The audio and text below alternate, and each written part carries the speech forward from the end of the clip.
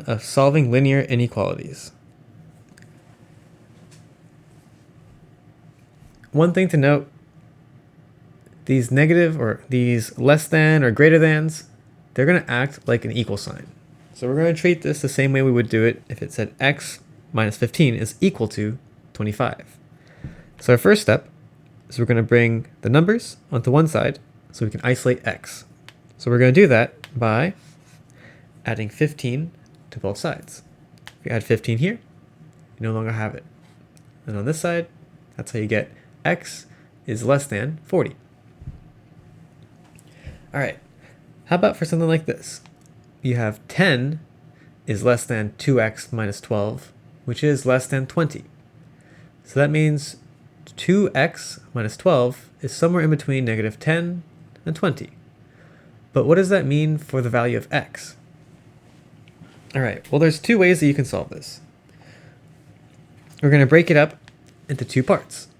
We're going to have what's on the left side, and we're going to have what's on the right side. So this is going to be the left side. Negative 10 is less than 2x minus 12. And over here, 2x minus 12 is less than 20. So for this side, let's add 12 to this side and to this side. That way we get rid of it here, and we have all the numbers on this side. If we rewrite that, we're going to get 2 is less than 2x. And then in order to get what x is equal to, we're going to divide everything by 2. That way we'll just have x is greater than 1, or 1 is less than x. Okay, so that's one side of x. Let's figure out the other side. So in order to get rid of the numbers, we're going to add 12 to this side and add 12 to this side. And then we're going to get 2x is less than 32. And then in order to get what x is equal to, we're going to divide all this by 2. So then we get x is less than 16. Which means x is greater than 1, but less than 16. All right.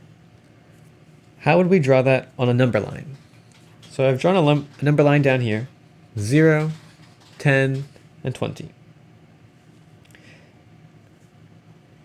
Over here, we're going to have 1. And on this side, we're going to have 16. How would you draw the end here?